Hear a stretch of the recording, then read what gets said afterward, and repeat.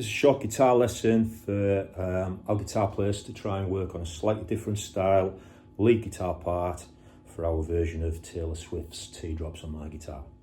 So you've probably in the first rehearsals put the capo on and strummed your regular kind of G, E minor, C chords, but with a capo up there, so it sounds a bit more like. Can't quite do it without the capo. Okay, what we're going to do perhaps in the lead guitar arrangement is not put the capo on, but use a thing called parallel sixths, sometimes called the Memphis scale, which is where you have just two notes of the chord. You might recognise this scale from a song by Van Morrison, which goes.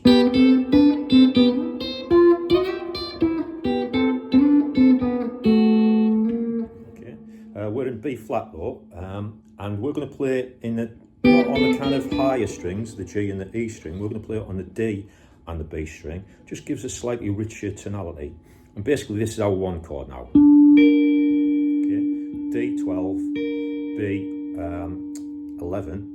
And I'm just using two fingers, claw hammer, not using the plectrum, and you can almost kind of pluck them like that, not exactly at the same time. That's our one chord. So imagine in a verse, we start on the one chord, then we go to the minor sixth.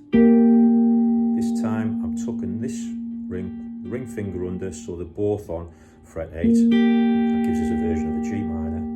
Then we're dropping down to the shape we had before, where we're on 5 and 4.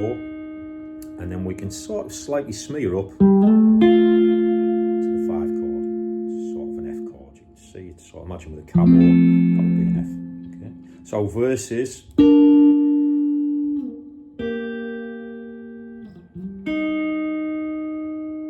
That's that little smear up off the D string. Do that twice, then we've got our pre-chorus where we've got the minor sixth. We'll still use that for the minor sixth. D and B string on fret 8. Drop down to the 4 chord. There. That's 5 and 4. Okay. This time, rather than go all the way up the neck to our 1 chord, we might just drop to that version of the 1 chord. D3 and B3. And now when we have the build up on the 5 chord, we can go move up to a different version. That's one inversion of F chord, our 5 chord, little passing note. And there's a bit of a build up there, and the lead guitar doing that just enhances the build up. Okay. When we hit our chorus, we need a 1 chord to our 4 chord. 5 chord, then the 6th chord, down to 4. That's where the vocals are. He's the reason for the teardrops on my guitar. Da da da da da da, da da da, da da da da da da da. And what? Partly why we're using this scale, it's used in country music, rather than having full chords, take up a lot of frequency range, maybe muddy the mix a little bit, we're just picking out 2 notes of each chord, and it'll actually cut through the mix even more. So get comfortable with those chord positions. It sort of mirrors a little bit how pedal steel works sometimes as well. When we get to the solo, I want us to try and mirror some pedal steel bends, okay? These are all going to be on the B string. They're all going to involve bending the B string. I'm going to bend it with the ring finger, and I'm going to have my pinky finger directly beneath wherever we bend. So our first bend is going to be with ring finger on 13B and pinky finger on 13E, okay? I'm going to use both of these fingers on the B string to bend the string, because we need quite a strong bend, and this is our first kind of bend. And then we're going to resolve with those 2 notes together. We're going to bend it up. Okay, that's on our 1 chord. As we hit that, that suggests the 4 chord. This is a solo that we'll play over the chorus chords. Okay, one more time. I'm going to do exactly the same structure bend, but this time moving all the way up we're on 13 there, but now we're going to 15, 17, I'm going to go all the way up to here, 18. Okay, bend the B up. Take care to not bend the E string, keep that in the same position and just bend the B. Sorry. And again, we're creating a kind of, we're resolving on a chord there. Okay.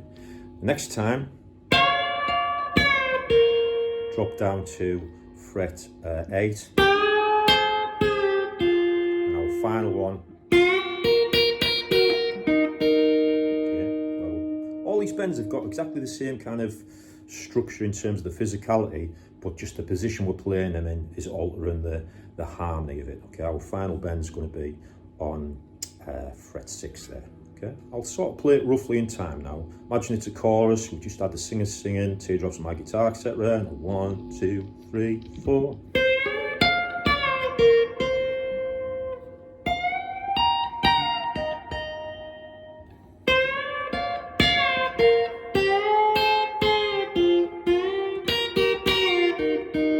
putting a little bit more rhythmic emphasis on that one.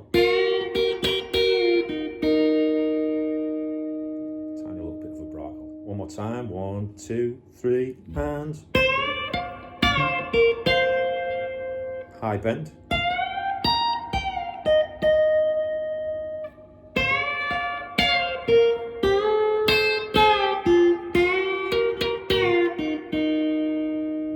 They're slightly kind of tricky bends, which you got to get that sweet note. We're bending from the second of the scale up to the third,